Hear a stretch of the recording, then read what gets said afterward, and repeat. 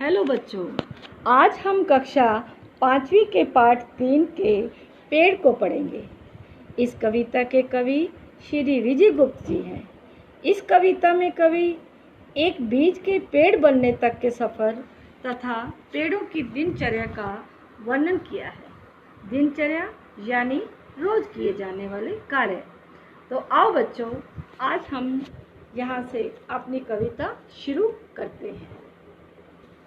बीज हजारों आंखें मीचे नम मिट्टी की चादर ओढ़े, महटियाए से अपने बिस्तर में पड़े हुए, महटाए से मिट्टी से ढके हुए। यानी अर्थात इसमें कवि ने कहा है कि हजारों बीज एक किसान जब अपने खेतों में बीज बोता है तो हजारों की संख्या में बोता है। तो ये बीज जो कि नम यानी गीली मिट्टी, किसान जो खेतों में बीज बोकर उस पर मिट्टी डाल देता है और फिर वही मिट्टी डालकर उस पर पानी डाल देता है। इसलिए कहा गया है कि बीज जो है वो गीली मिट्टी को ओढ़े हुए यानी चादर ओढ़े या नम मिट्टी को ओढ़े चादर ओढ़े मेटाए से यानी ओढ़े हुए ढके हुए से पड़े हैं, अपने बिस्तर में पड़े हुए हैं। तो यानी अपने बिस्तर में पड़े हुए हैं। जिस प्रकार हम रात्रि को चादर ओढ़कर अपने बिस्तर पर सो जाते हैं, तो उसी प्रकार पेड़ों के लिए भी धरती उनका बिस्तर होती है और चादर के रूप में वे मिट्टी से ढके हुए होते हैं। कान पकड़कर सूरज जब होले से ढके आएगा, हड़बड़ करते भागेंगे मंजन कर चाय पिएंगे, धरती के रोशन दानों से चोरी चोरी झांकेंगे, हरे सूट में भो चक्के से एक नई दुनिया पहचानेंगे। तो बच्चों, जब क्या होगा? सूर्य उदय होगा। जब सूर्य उदय होने पर क्या होगा? सूर्य की किरणें जब धरती पर पड़ती हैं तो बीज जो होते हैं वो नींद से जाग जाते हैं। तो जिस प्रकार सूर्य की किरणें हमारे रोशनदान, घर में रोशनदान या खिड़की पर पड़ती हैं तो हमारे कमरों में प्रवेश कर जाती हैं, तो हमारी नींद खुल जाती है और हम क्या करते हैं? हड़बड़ाकर उठ पड़ते हैं। तो उसी तरह ये जो बीज हैं, जो बीज हमने डाले हैं मिट्टी में, उसी तरह मिट्टी में भी छोटे छोटे छिद्र होते हैं जो बीज के लिए क्या करते हैं? रोशनदान के समान काम करते हैं। जिस प्रकार हम सुबह उठकर हम रोज के कार्य पूरे करते हैं, काम पूरे करते हैं, उसी प्रकार ये इन बीजों में भी क्या होता है? बढ़ने की प्रक्रिया शुरू हो जाती है। कब शुरू होती है? जब सूर्य उदय होता है। तो बीज मिट्टी के छिद्रों की ओर छिप कर क्या करते हैं? झांकने लगते हैं। और अर्थात क्या करते हैं? बीज में से जो अंकुर फूटे होते हैं वो नन्ही नन्ही पत्तियों के साथ छोटे पौधे के रूप में इस धरती पर आ जाते हैं। तो उनको क्या होता है? इन नई चीज़ों को देखकर वो क्या हो जाते हैं? आश्चर्यचकित हो जाते हैं, भौचक्के हो जाते हैं और एक नई दुनिया को पहचानने लगते हैं। उसी प्रकार ये नन्हा पौधा भी हैरान होकर इस संसार को देखने लगता है। हवा कहेगी झूम झूम वे रुमझुम नाचेंगे, थक जाएंगे पोंछ पसीना पानी पीकर भरी धूप में, पत्तों की थाली से खाना खाएंगे। हवा कहेगी। अब जब हवा बहेगी तो क्या होगा? नन्हे नन्हे जो पौधे हैं वो नाचने लगेंगे, हवा के साथ नाचने लगेंगे, क्योंकि जब हवा बहती है तो पेड़ पौधे हिलने लगते हैं। तो जब बच्चे नाचेंगे तो प्रसन्न होंगे। थक जाएंगे पोंछ पसीना पानी पीकर, थक जाएंगे। जब बच्चे खेलते हैं, ज़्यादा खेलते हैं तो थक जाते हैं। तो उसी प्रकार ये जो पौधे भी हैं हिल कर थक जाते हैं और बच्चे क्या करेंगे? भरी धूप में पत्तों की थाली से खाना खाएंगे, पानी पीकर भरी धूप में पत्तों की थाली से खाना खाएंगे। तो बच्चों ये पौधे जो पत्तियों के द्वारा किए गए, जो बच्चे तैयार किए गए भोजन को खा लेंगे। यानी जो फोटोसिंथेसिस होती है ना, उसके द्वारा पौधों में के लिए भोजन तैयार किया जाता है, तो वो भी खाना उनके लिए तैयार हो जाएगा।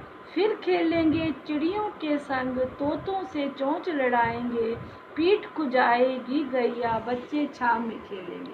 फिर खेलेंगे यानी भोजन करने के बाद, यानी जो अपनी प्रक्रिया जो उनकी भोजन की होगी पूरी करने के बाद वो अत्यधिक जो धूप होती है, तो धूप होने के कारण सभी पक्षी उनके मतलब पेड़ों पर आकर क्या करते हैं, विश्राम करते हैं, विश्राम करने आते हैं। और क्या करते हैं, चिड़ियों के संग तोतों से चोंच लड़ाएंगे, आपस में अटकेलियाँ करेंगे यानी शरारतें करेंगे।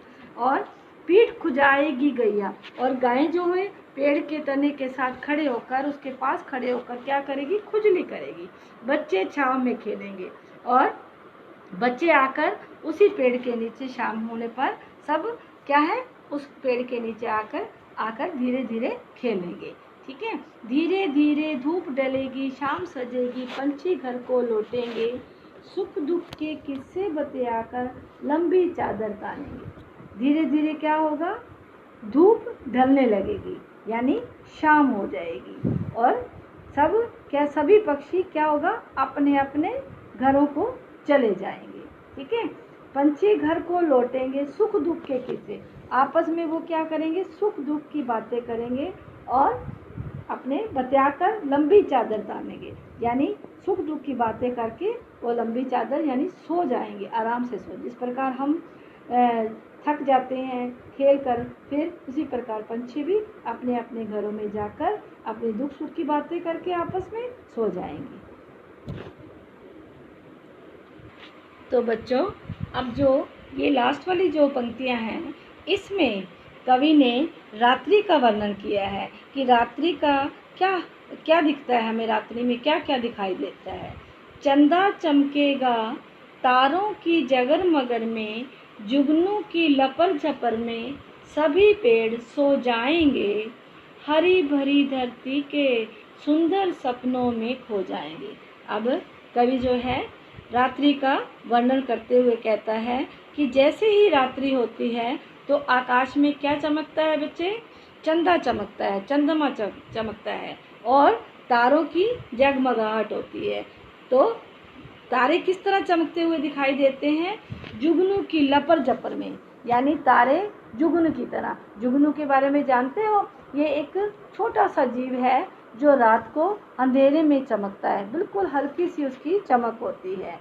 तो रात होते ही क्या हो जाएगा, जुगनू की लपर झपर दिखाई देगी, सभी पेड़ सो जाएंगे, यानी सभी रात होते ही सभी जो वृक्ष है, पेड़ है, वो सो जाएंगे। और सोने के बाद क्या होता है, जैसे हम सो जाते हैं तो सपने देखते हैं, तो उसी प्रकार ये पेड़ भी सपने देखेंगे, सभी पेड़ सो जाएंगे, हरी भरी धरती के सुंदर सपनों में खो जाएंगे।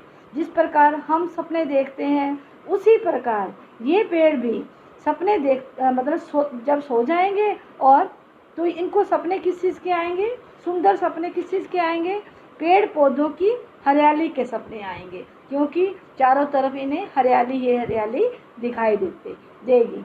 तो आप लोगों को बच्चों ये पेड़ कविता समझ आ गई ना, तो हमारे जीवन में पेड़ों का कितना महत्व है। ये छोटे छोटे जो बीज हैं वो पेड़ बन जाते हैं धीरे धीरे, और ये हमारे जीवन के लिए इनका बहुत महत्व है।